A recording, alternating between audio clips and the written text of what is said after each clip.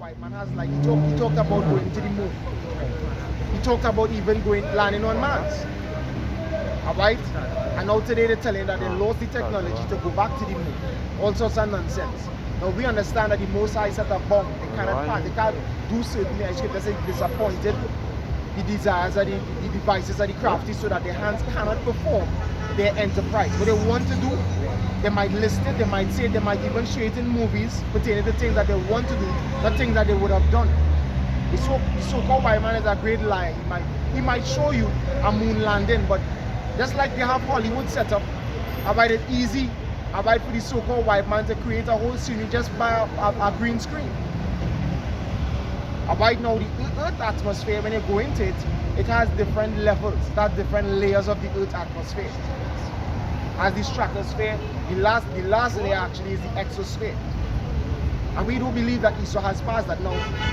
You can't see all the layers. You might be able to see all the distinguishment of the layers. You see where the planes fly. You understand? You might be able to see a satellite from here. But there are satellites set up, and where are they set up? At the higher layers of the Earth's atmosphere. And this is where we believe he had gone. He had left this Earth to go anywhere. He cannot. Well, because if Esau had the opportunity to leave this Earth, he would have tried to bring the covenant which the Lord had sworn unto David in Jeremiah 33rd chapter with the sun and the moon. You know, he has plans of doing so. Like, if you look up plans to bomb the moon. Those are actually actual plans that the so-called white man had. To bomb the moon, to destroy the moon. As the brother saying, to throw off that prophecy, that covenant. Go ahead. Yeah, and you know, as you bring out that, because if that's to show how we wicked and you don't know nothing, and he's just a child, because scripture say two things the earth is disquieted for. A child when he bed rule, and he's a child, and he don't disquieted. But if he had the technology to go outside, and the earth's atmosphere or the earth's firmament to be on the last point, he would have tried to do that. Because he wants to get these people here destroyed. This is the people who don't want to get destroyed. Which of which they're not able to. So this is the Lord. This is the Lord hand is not short. They cannot see it. So it's the Lord hand that stretched forth to save his life. Ephesians 3:22. Because the Lord knows exactly what I'm going to. The Lord has a hedge around his people. And the scripture says in Psalm 121, he preserved my soul. The Lord has preserved his people from ever since. Like he preserved the sons of God lineage through a man called Noah and his household. And then that lineage continued on. The sons of God lineage continued on to Shem, then Abraham, then Isaac and Jacob, and then the Lord people still here today. Scattered around the four corners of the earth. You can't get rid of Israel. About you cannot. You wish you could. Go ahead. Proverbs chapter 8 and verse 17, it says, I love them that love me. You say, I love them that love me. These people don't love you. They never did, they never will. But not because in their world today, they took off these shackles from your neck or from your feet. That means they love you, they emancipated you. Rightfully so. But the word emancipate means to transfer ownership. They're no longer a plantation-owned slave, abide by a corporate slave. They're slave to your government. They're slave to the system. And that's what happening today is why I'm supposed to hear that. We weren't created to serve.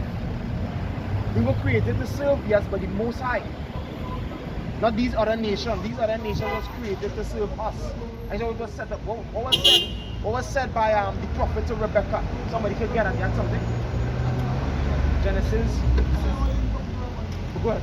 This is the book of Ecclesiastes, chapter 10 and verse 7. It says, I have seen servants.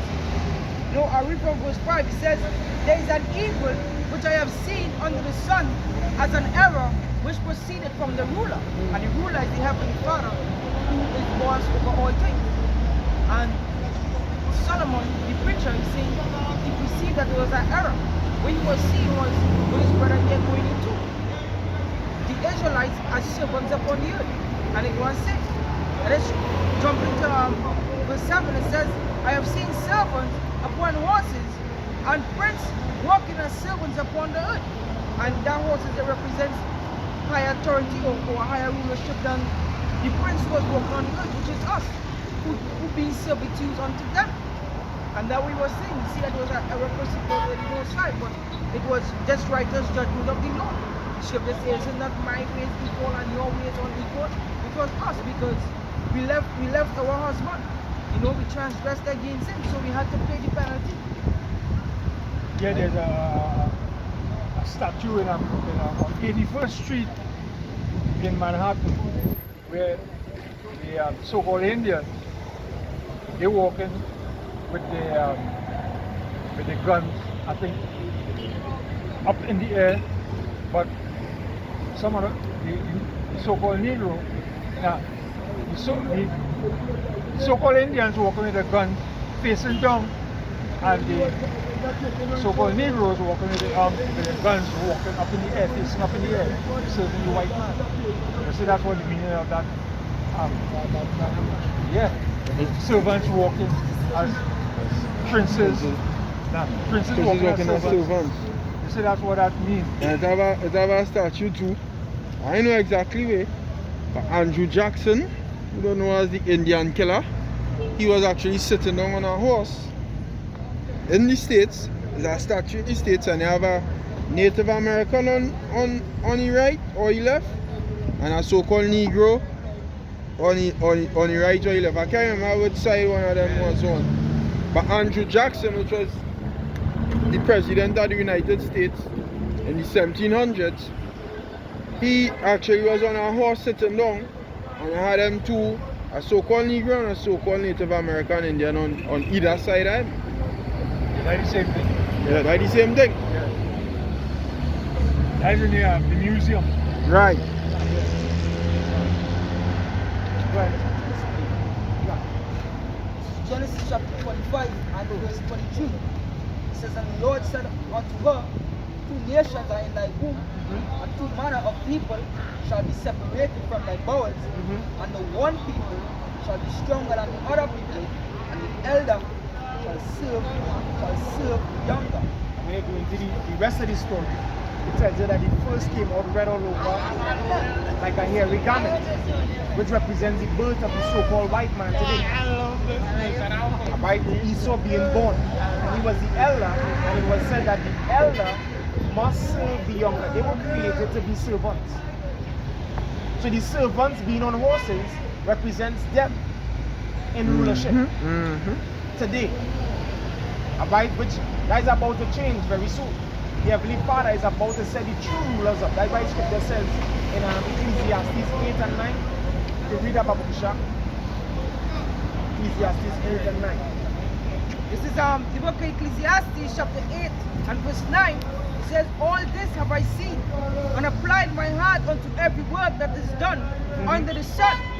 There is a time There is a time wherein one man ruleth over another to his own hurt." and that time is now. This man, he's ruling over another, which is us.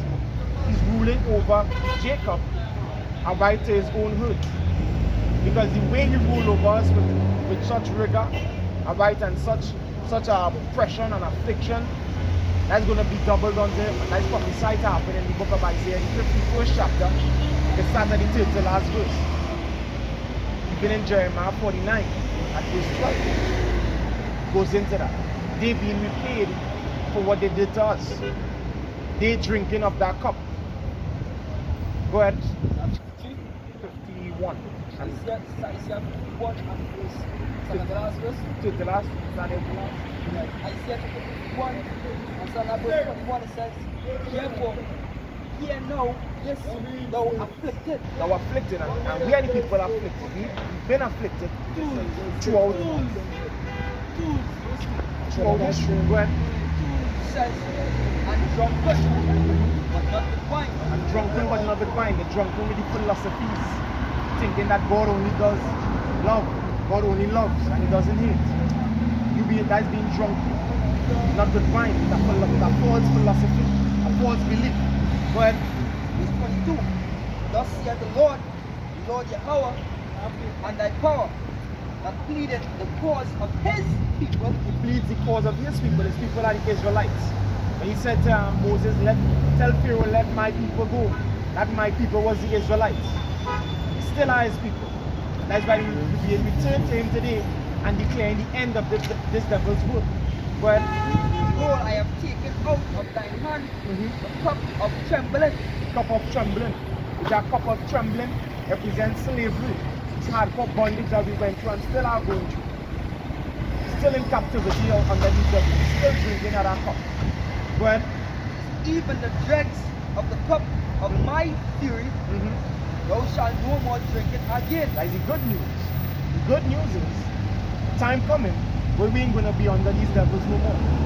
We ain't going to be afflicted no more. We're going to wipe away all tears. We ain't going to have to see our children on auction blocks. We ain't going to have to live in a world where we're being forced by a pandemic, alright, to wear a mask on our face and to take poison in our bodies, which is called the so-called cure. We ain't going to have to go through that no more. But Verse 23, but I will put it into the hand of them that afflict thee. right, so he didn't say he taking the cup from us and praying and locking it away. That cup of affliction, slavery, bondage, it ain't gonna be locked away. It's gonna be taken from one people, out of the hand of one people, or out of the mouth of one people, and given to another people. And that people that's gonna be given to is the ones that was afflicting us. The so-called whites that you love. The Most High is about to demonstrate hate to them by putting them in hardcore bondage. He that leadeth into captivity shall go into captivity. People say today, forget about slavery. If you commit a murder now, and let's say you was to live for 100 years after, but you went in hiding, and after that 100 years pass, you come back out and they catch you. You think they're gonna say forget about that because it's 100 years ago? They're gonna still execute the judgment upon him. That's how the Most High operates. He's going. Remember in Amos chapter 8, I believe it's verse 7.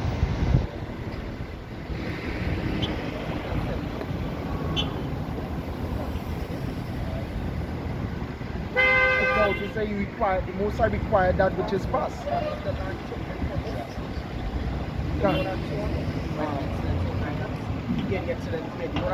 But this is the book of Amos, chapter 8 and verse 7. It says, the Lord had sworn by the excellency of Jacob, surely I will never forget any of their works. Surely I will never forget any of their works. But they're telling us forget about slavery. The Lord saying he ain't gonna forget. The Lord don't forget. We don't serve a power with Alzheimer's. The scripture says the day of vengeance is in his heart. He has it in his mind. When you read Revelation 1 and 7, look how long this took place, and the Lord said he remembering this. Go ahead. This is Revelation, like first chapter, starting at verse 1, The 7. the 7. And then it says, behold, he cometh with clouds. The Lord is going to come with clouds. He's going to come to do what? To save us. To begin that rulership that was prophesied of. When he comes, he's going to come with the chariots, which are known metaphorically there in the scripture as clouds, or as people know them today, UFOs or UAPs. That's the vehicles of the Lord. And he's going to come with these vehicles to gather up his saints, as pertains to Matthew 24 verse 30. He's going to come and gather his saints to begin that rulership. Go ahead. It says, and every eye shall see him, Every eye is going to see him. and they also which pierced him, And what? and they also which pierced him. They also which pierced him. Why is that mentioned? Because the Lord had these niggers, because the nigger is a spirit, is a character, is a behavior. The Lord had these niggers, the Romans that pierced him, he had them in mind. And look how long that happened. That happened roughly 2,000 years ago. The Lord don't forget. The Lord have it for these damn devils. And they will receive it. Go ahead. That was it. I think at some point Isaiah. That was it in the army. You can read Acts 7:7. Go ahead. Like that one from book of Isaiah 3, like the last verse. Like it says, verse 20, like, and verse 5:23 it says, All right. Yeah, but I will Papi. put, Shalom. but I will put it into the hand of them that afflict thee, which shall set thy soul bow down. They said